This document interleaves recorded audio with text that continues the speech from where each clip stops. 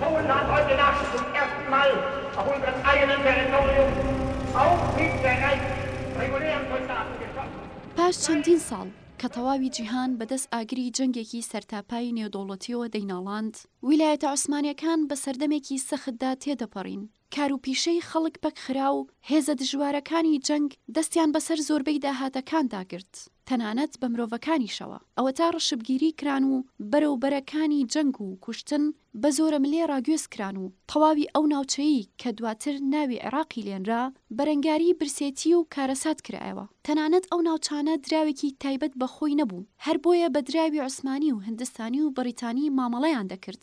لەو هەل و مەرجە سەختەدا عێراق بەسەردار و پەردووی ڕووخاوی هەر سێ ویلایەتی عوسمانی لە ساڵی 1921دا هاتەکایە و دامەزرا. Escorted by 4 British destroyers, the Maid of Orleans approaches the cliffs of Dover flying the flag of Iraq, whose king she is carrying on a state visit to Britain.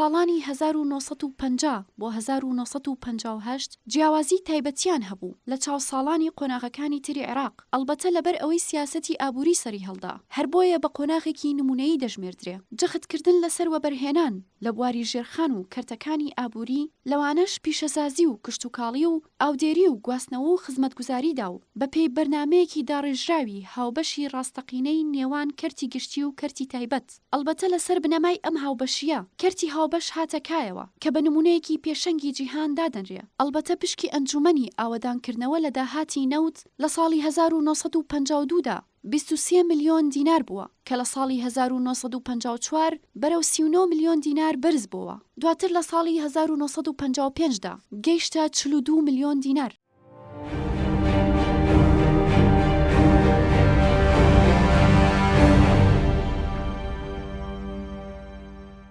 ساڵی 1958 خاڵی وەرچەرخانی گەورە بوو لە بواری ئابووری عێراقدا، ئەوە تا بەهۆی دەرکردنی یاسای چاکسازی کشتوکاڵ و خۆماڵیکردنی کۆمپانیای کار و کۆمپانیاکانی نەوتی بیانی و سەر لە نوێ داڕشتنەوەی پەیکەرێتی دامەزراوەکانی دەوڵەت و هاتنەکایی کەرتی بازرگانی و ئاڵوگۆڕەکانی بەرەو کەرتی سۆشیالیستی، ئەمانە ڕۆڵێکی گەورەیان نواند لە گۆڕانکاری ئابووری عێراقدا. ئەوە تا هەڵسەنگاندنێکی ورد بۆ باری ئابووری لە قۆناغێکدا کە سەقامگیری سیاسی بەخۆیەوە نەدی. چەندین کودەتا و جەنگی ناهەموار ئابووری عێراقیان بەرەو دوڕیانێکی نەرێنی خراپ برد.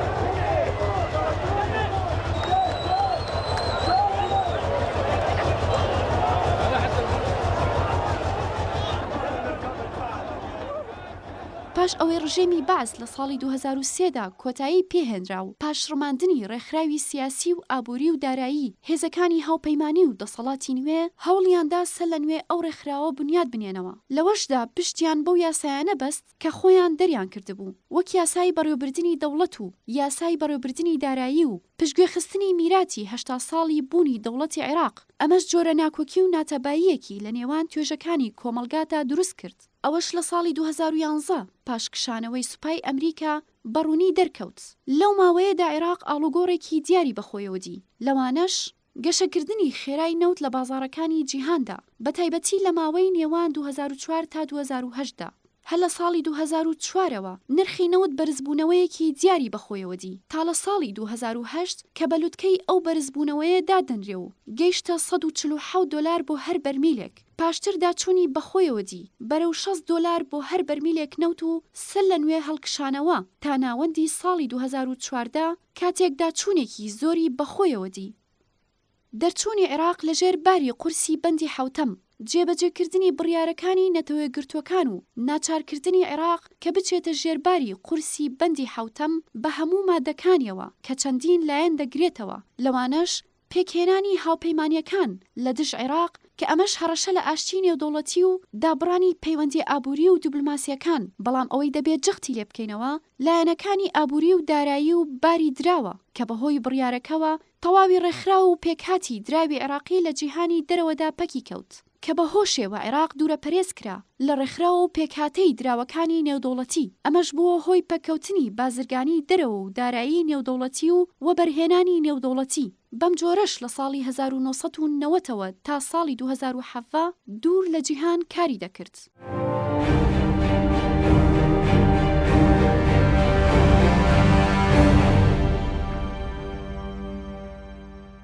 ئابووری عێراق کاریگەریەکی زۆری هەیە بەسەر پلە و توانای ئابووری ژنان لە عێراقدا. لەو چوارچێوەیەدا دکتۆرە سەلام سمێسم کە یەکەم ژنە لەسەر ئاستی عێراق پلەی شارەزا بەدەست دەهێنێت لە بواری ئابووریدا. لە لێدوانێکی تایبەتدا بۆ کەناڵی ئاریان تیڤ باسی لەو بربەرەکانیانەی کرد کە بە درێژایی ڕوتی زانستی بەرەنگاری بۆتەوە و وتی: أولا أنا من حصل درجة خبير الكلي وإباركولي، لكن لحد الآن ما أتعامل كخبير ولا أحد يدز لي قضية مالت خبرة ولا أحد يرضى أن أكون محكمة. أحلى شيء مرة من المرات البنك المركزي أصر أنه يختبر المستشارين بالاقتصاد الإسلامي اللي يتعاملون مع المصارف الإسلامية، فإجاني إشعار لما رحت لقيت كل اللجنة اللي قاعدين 5 ولا واحد بيهم اختصاصه اقتصاد إسلامي، وفد واحد بيهم دكتور وهو كان بالمالية عموما، وأني كلهم أعلى من عندهم بالشهادة وبالتخصص. فهذا الغبن اللي تشوفيه، ولا أعتقد راح يتعاملون وياي كمحكمة، بل بالعكس تم التجاهل بمنتهى الفظاظة. یەکێ لە هۆکارە گرنگەکانی لاوازکردنی بەشداری ژنان لە بازاری کاردا و داچوونی ڕێژەی بەشداربوونی ژنان لە چالاکی ئابووری لە عێراقدا کە ئابووری نەتەوایەتی عێراق ئابووریەکی ڕێعیە و ڕێژەی گەشەکردنی ئابووری زۆر کەمە و بنەماکانی ژێرخانی بەرهەمهێنانی زۆر لاوازە. سەرباری لاوازی و کاریگەری گەشەکردن لە ئابووری عێراقدا ئەمەش بۆتە هۆی بڵاوبوونەوەی هەژاری و بێکاری و نەبوونی دادپەروەری کۆمەڵایەتی لە دابەشکردنی داهات و سامانەکاندا. ئەمەش بە شێوەیەکی نەرێنی کار دەکاتە سەر ڕۆڵ و توانای ئابووری و گەشەپێدانی تەواوی گەل و ژنان بە شێوەیەکی تایبەت. چەندین نمونە هەن بە تایبەتی لە ناوچەی ڕۆژهەڵاتی ناوەڕاستدا گەواهی پەیوەندی نێوان کەمبوونەوەی ڕێژەی کارکردنی ژنان لە بوارەکانی کاری سیاسی و ئابووریدا. ئەلبەتە چەندین گریمانە سەبارەت بە بابەتی کارکردنی ژنان لە بوارەکانی کاری سیاسی و ئابووریدا بەدی دەکرێت، تەنانەت بەڕەچاوگرتنی باڵادەستی ئاینی ئیسلام لە ناوچەکەدا کە ئەمەش چەندین میرات و باو و نەریتی دەسەڵاتی پیاوسالاری دووپات دەکات. ئەوەی مای سەرنجە لەم دەیان ساڵانەی ئەم دواییە کە بەهۆی کاریگەریەکی ترەوە کە سامانی نەوتە ڕادەی بەشداری ژنان کەم دەبێتەوە. ئەوە تا لەگەڵ بوونی نەوتدا کە بەشی هەرە زۆری هەناردەی دەوڵەتە بەرهەمهێنەرەکان پێک دێنێ. ئەمەش دەبێتە هۆی کەمکردنەوەی هاندان بەرەوە بەرهێنان لە بوارەکانی پیشەسازیدا. ئەلبەتە پیشەسازی دەبێتە هۆی دابینکردنی هەلی کار و گرتنەخۆی هێزی کار بە کرێکی هەرزان. هاوکات پاڵپێوەنەرێکی چەسپا و سەرەکیە بۆ هاندانی کارکردنی ژنان لە دەرەوەی ماڵ. سەرباری ئەوەش ئەو ڕاستیەی کە پیشەسازیەکانی دەرهێنانی نەوت و هەناردەکردنی بە زۆری تەرخانە بۆ پیاو. بەم شێوەیەش نەوت بربەستێکی سەرەکیە لە بەردەم دەرکەوتنی ڕۆڵی ژنان لە بوارەکانی سیاسەت و کارکردندا. ئەوە تا ئەو داهاتە داراییانەی لە ڕێگەی هەناردەکردنی نەوتەوە دێتە گەنجینەی حکوومەتانەوە بە شێوەیەکی دیار قەبارەی سەرفکردن زیاد دەکەن. ئەلبەتە بەشی زۆری ئەو سەرفکردنە بەرەو سەرفکردن لە بواری خزنەکاردایە کە بە زۆری بریتیە لە موچە و کرێی کارمەند و کرێکار واتە گەورەی خێزانەکان. ئەم دابەشکردنا وا لە خێزان دەکات بە شێوەیەکی ڕێژەیی خۆی لەگەڵ داهاتی کاری پیاوەوە بگونجێنێ. بەم جۆرەش هیچ پێویستێک نامێنێ بۆ کارکردنی ژنان لە دەرەوەی ماڵ جگەلەوەی کە نەوت هەلی بەردەم پیشەسازی و گەشەپێدانی کشتتوکاڵی کەم دەکاتەوە و متمانە دەخرێتە سەر سەرمایی بازرگانی و ئاراستەی وەبەرهێنانی بازرگانی دەکرێت. بۆ پشتڕاستکردنەوەی ئەم بابەتە دکتۆرە سەلام پێیوا بوو کە ژن لە عێراقدا بە تەواوەتی دوور خراوەتەوە لە بەرهەمهێنانی ئابووری و لە قسەکانی داوتی: الدولة الريعية هي ذات اقتصاد مشوه، وعندما يكون الاقتصاد مشوها فإن علاقات الإنتاج أيضا تكون مشوهة. المرأة أصلا هي مبعدة عن هذا الشيء، يعني عن النتاج الاقتصادي، عن أن تكون فاعلة اقتصاديا، ليس فقط العمل وإنما تشارك في صنع القرار الاقتصادي. المرأة لدينا تكون مواطن درجة ثانية، يعني تكون وكيل ما يخالف، تكون نائب ما يخالف، لكنه ما تكون هي صانعة للقرار. وبالتالي أتحداهم أن هؤلاء يعني، وحتى بما فيهم كل النساء اللي بحسابهم في مصاف صنع القرار، أن يصلوا إلى مرحلة تخطيط الموازنة المستجيبة لمتطلبات الجندر. ليش؟ لأنه هم ما عندهم وجهة نظر خاصة وهن تابعات، وبالدولة الريعية فهي عادي، لأنه هذا الريع راح يجي راح تمسك السلطة، والسلطة تنطي بعلمها. فالسلطة إلما تنطي يعني مثل ما تفضلتي بالسؤال، تنطي كرواتب، وعموما تنطي إلى الدرجات العالية وتوزع أيضا على حصصهم هم كمساهمين أحزاب. فبالتالي أين المرأة وأين متطلبات الأسرة التي تندرج ضمن الحاجات الجندرية في الموازنة المستجيبة للجندر؟ کەرتی نەوت گرنگترین کەرت بووە بە درێژایی مێژووی ئابووری عێراق. سەرەڕای ئەمەش تاکو ئێستا تەنها بە ڕێژەی لە سەدا 4 لە ژنان لەم کەرتەدا کار دەکەن و لە کۆی هێزی کاردا ژن تەنها بە ڕێژەی لە سەدا 13.9دایە. ژنان لە عێراقدا ڕوبەڕووی کۆمەڵێ بەربەز دەبنەوە کە بە شێوەیەکی نەرێنی کار دەکاتە سەر ڕۆڵی ئابووری و گەشەکردنی ژنان. ئەمەش هەلی وەدەسێنانی گەشەپێدانی بەردەوام ڕۆڵی هاوبەشی ڕاستەقینەی هەبێ لە گەشەپێدان و بنیادنان لە ڕێگەی یەکسانیکردنی لەگەڵ پیاودا لە بواری هەلی ئابووری بەردەست زیندە بەچاڵ دەکات. ئەوە تا بەپێی ئامارەکانی ساڵی 2018 وەزارەتی پلاندانانی عێراقی فیدراڵ ڕێژەی ژنان دەگاتە لە سەدا 49 بەرامبەر 51 بۆ پیاوان. بەڵام ئەم ڕێژەیە خۆی لە خۆیدا ئەگەر سەنگێکی کۆمەڵایەتی و ئابووری و تەنانەت سیاسی نەبێ ئەوە هیچ بەهایەک پێک ناهێنێ. قرر مجلس قيادة الثورة باسم الشعب إصدار قانون تأميم عمليات شركة نفط العراق المحدودة رقم 69 لسنة 72، والذي اعتبر نافذا من تاريخ صدوره هذا اليوم في اليوم الأول من حزيران. ئەلبەتە بە پێی داتاکانی ڕێکخراوی کاری نێودەوڵەتی ئەو بازدانە نەوتیەی کە لە ساڵانی هەفتاکانی چرخی ڕابردوودا ڕوویدا بۆ هۆی دابینکردنی هەلی نوێی کار بۆ ژنان، ئەلبەتە بە ڕێژەی سەدی دەرکەوت کە هێزی کاری ژنان لە دەوڵەتە نەوتیەکان و وڵاتە نانەوتیەکان ئاماژە بەوە دەکەن کە ڕێژەی هێزی کاری ژنان لە وڵاتە نەوتیەکان زۆر کەمترە لە ڕێژەی هێزی کاری ژنان لە وڵاتە نانەوتیەکاندا. هۆکارەکەشی دەگەڕێتەوە بۆ ئەوەی وڵاتە نانەوتیەکان قەبارەیەکی زۆر لە شمەکی پیشەسازی هەناردە دەکەن. ئەمەش ئەوە دەگەیەنێ کە هەلی کار لە کارگەناوخۆیەکاندا بەرجەستەیە، واتە بوونی بواری فراوانتر بۆ دەستی کاری ژنان لە وڵاتانەدا.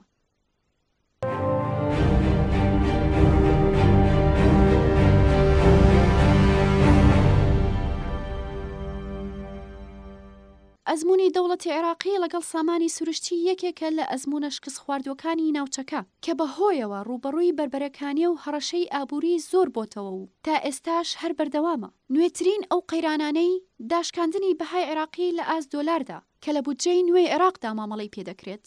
لەم بارەیەوە لە دکتۆرە سەلاممان پرسی ئاخۆ ئەو بڕیارە سوود بە بەرژەوەندی دەوڵەت دەگەیەنێ و ئایا ئەم بڕیارە باشترین تاکە هەڵبژاردەیە بۆ تێپەڕاندنی ئەم قۆناغە؟ دکتۆرە سەلام لە وەڵام داوتی أنا ما راح أحكي عن قبل 2003، لكن بعد 2003 المشكلة هم نفسهم اللي يحكمون، ليست لديهم رؤية اقتصادية، كأنما كنا دكان نبيع النفط ناخذ فلوس نصرفها خلص مثلا، بدليل ما سووا تنمية. مع العلم موازناتنا انفجارية، لقد تم تخفيض قيمة الدينار بنسبة تتراوح بين 20 إلى 23%. صندوق النقد الدولي رحب بهذا. هذا معناه أن العراق موقع اتفاقية ويا صندوق النقد بل ما يعلنها على الشعب. المشكلة ليست في صندوق النقد، المشكلة في الجهات العراقية التي لا تجيد المفاوضة. كان من المفروض هنالك عندنا عدة سيناريوهات، للأسف اختارت الحكومة العراقية أسوأ السيناريوهات. لدينا سيناريوهات عديدة للإصلاح الاقتصادي، لكنهم اختاروا أسوأ السيناريوهات بدليل لم يقللوا الفساد، لم يقطعوا رواتب الفضائيين، جاءوا فقط على الفقرات التي ستضرب الطبقة الوسطى والطبقة الفقيرة، وثمن هذه سياسات الإصلاح سيكون ثمنا بشريا إنسانيا، بمعنى ستزداد نسبة الفقر التي من المحتمل أن تزداد أكثر من 50% من الشعب العراقي.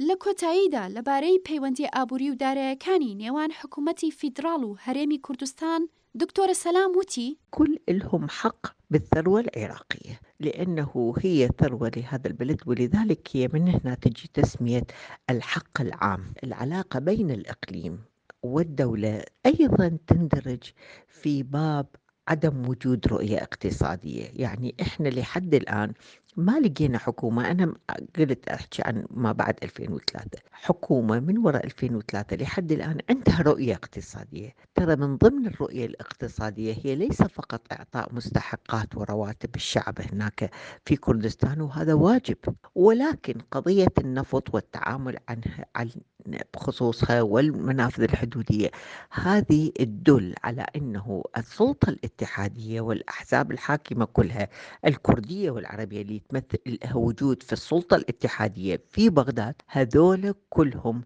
ليست لديهم سياسة اقتصادية. هنالك استراتيجية عامة موجودة بدستور 2005 صح، لكن سياسة اقتصادية محددة ما عندهم، بدليل ما نوقع به من مشاكل في العراق. ولاحظ فد شيء، انه حتى المشاكل بين الاقليم والمركز هي ما يفكرون بها الا من تصير مشكله حقيقيه، ذاك الوقت يلا يفكرون ها احنا عندنا مشاكل بين الاقليم والمركز. طيب ليش من اول من حل؟ ليش من اول من حطت قواعد لهذا التعامل؟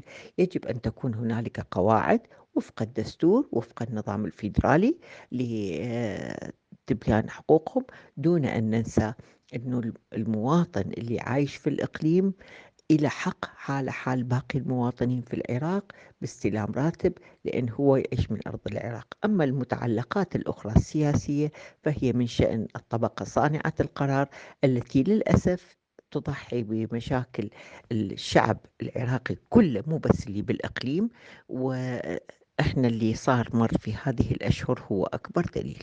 ساڵانێکە عێراق بەدەست ڕژێمە سەرکوتکەرە دوا بە دوایەکانیەوە دەناڵێنێت کە کاریگەری نەرێنیان هەبووە لەسەر تەواوی بوارەکانی ژیان، لە نێوانیشیاندا کەرتی ئابووری کە بڕبڕەی پشتی وڵاتە، لە دوای شۆڕشی تشرینیشەوە کە بە شۆڕشی گەل ناسرا. هێشتا سیستەمی حکومڕانی لە عێراقدا ڕۆڵ و پێگەی پسپۆر و شارەزایان لە بوارە جیاجیاکاندا پشتگوێ دەخات و بە بێگەڕانەوە و ڕاوێشکردن بە شارەزا و پسپۆڕانی بڕیاری چارەنووسسازی گرنگ لەسەر داهاتووی گەل دەدات.